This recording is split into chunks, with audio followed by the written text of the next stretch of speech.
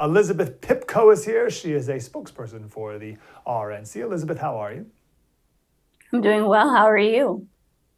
Good. I'm grateful you're here. How did you get involved in the RNC in a formal way? What was your political awakening? It's actually been a long journey for me. In 2016, I volunteered for Donald Trump's presidential campaign. Within about 3 weeks, I was one of the youngest full-time staffers on the campaign. I actually ran the nationwide volunteer operation that we had. After we won the election, I took some time off. I went back to school and got my master's, went back to some other mainstream work that I was doing, but was always kind of in the advocacy space, doing a lot of like media commentary. And then I realized, I think in the last year or so, that this election was just too important to sit out. And I ended up in the amazing spot that I'm in now, luckily advocating for the hopefully successful election that we're going to have in November and the future of this country. That sure looks like it. Where did your family come from? And I say this because I read that you were involved with a lot of this Jewish awakening and leaving of the Democratic Party for good. Like, it's unbelievable so many Jewish people vote for Democrats these days. And I can't get a straight answer on why that is the case, but many more are leaving the Democratic Party voting Republican. What have you learned from that? Yeah, so my entire family immigrated from the former Soviet Union. I'm a first generation American, which I think is a good chunk of why I do what I do and why I love this country so much. Because of their story and everything that they went through, I'm also lucky enough to be a proud Jew in this country, something my parents and countless people around the world are not able to do where they're from, right? So for me, it's always just been about being a proud, open Jew, something that a lot of people cannot do. And with that comes the power to speak my mind, which I think in this country is something that too many people take for granted. And I think now we're seeing too many people kind of afraid to share their views publicly because people get made fun of or canceled or God knows what else for their political affiliations. And I've always just spoken up against that. With that comes speaking out against the fact that I don't think any minority group should have to stay loyal to a political party when they get no results in return, right? That is including obviously Jewish Americans, but also Latinos, Blacks, women, so many others that seem to think that they just have to vote Democrat, but get actually nothing in return from those that they continuously put into office. So I've been speaking out against that for years now. And I think now, especially with everything we're seeing, anti-Semitism on the rise in this country and around the world, everything we're seeing with the war, of course, in the Middle East, the fact that we still have American hostages being held by this terrorist group and no one is doing anything about it. I'm finally seeing Jewish Americans and all Americans, waking up. I believe it was number 18 on the party platform, actually has a section in there about getting these pro-Hamas people out of college campuses and rooting this out. This is a big topic for a couple months or whatever, and we've kind of been distracted away from it, unfortunately, with lots of things going on. But this is part of the party platform of the new MAGA Republican Party.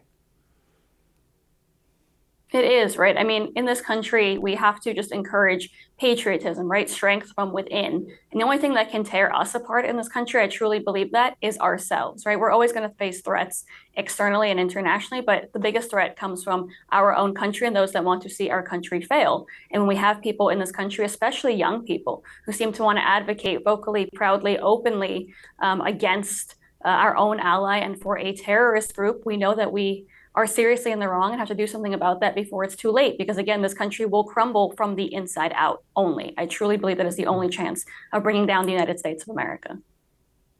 That's right. We got 4 days of convention. What is one moment of the 4 days that you're most looking forward to right now? Honestly, I'm most looking forward to seeing Donald Trump accept the nomination. Again, like I said, I've been with him on and off since 2016, but seeing what he's gone through these last few years, especially seeing the way that he's been treated, knowing how many people counted him out, how many times I've been told it was the beginning of the end for him.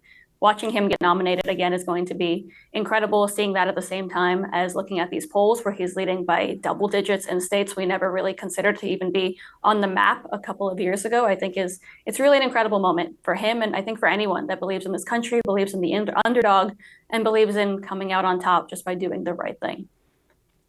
It's unbelievably surreal. And I want us all to really reflect on the surrealness of it, where even I don't know when he made his announcement at Mar-a-Lago that he was running again, maybe like a year and a half ago or something like that. But so let's go back 2 years. There was a debate about whether or not he should even run again. And now it's like, were you kidding me? Like, of course he should have run again, and now he's crushing it. How surreal is this moment? Surreal is probably the best word for it. The only thing I can compare it to is the feeling I felt on November 8th, 2016, when we won that election, that no one in this world believed we had a chance of winning. I mean, watching him every single day come out 2015, 2016, when he was down, 1, 2, 3 points in the polls, that's all he really had, saying out loud publicly, knowing everyone was laughing at him around the world and facing them head on and saying, "You're wrong, I'm going to be president." He proved himself, obviously. In 2016, he proved that he was right. He's done that same thing now for 4 years when everyone counted him out. They counted him out of running at all. They counted him out of running against people like Ron DeSantis, which I always thought was a joke. They counted him out of this race against Joe Biden. Now he's leading again in states that Democrats have held for decades now. And I think it's surreal again is the best moment. And I think he deserves it all. And I'm so excited for what he's going to do for all of us come next year. Who is he going to be speaking to during his speech specifically, right? Because we're looking at, we just talked about some different voting groups. We're talking about like New Jersey's in play. How is he thinking about who this speech is for? Is it for people like you who've been campaigning for him since 2016? Or is it for the person who's kind of a moderate Democrat who sees the state of Joe Biden and they're like, I don't know what to do now? Who's the audience?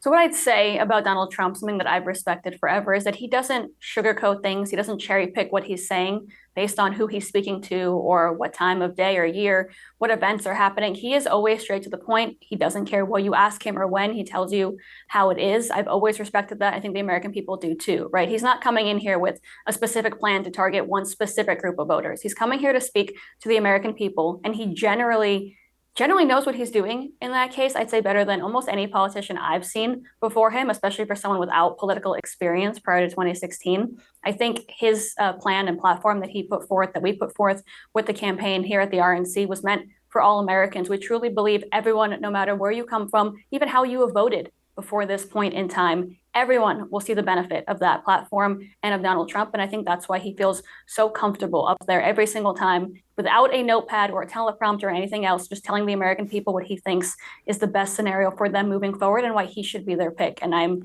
honestly so excited to see him do that again, especially in contrast with everything that we're seeing on the other side, which is truly probably in the biggest mess I've seen them in my lifetime. And I think the American people deserve to know that they have another choice. Yeah, that's right. Yeah, don't question Trump's political instinct. Elizabeth Pipko, RNC spokesperson. Elizabeth, thank you very much. Have a great time in Milwaukee. Thank you.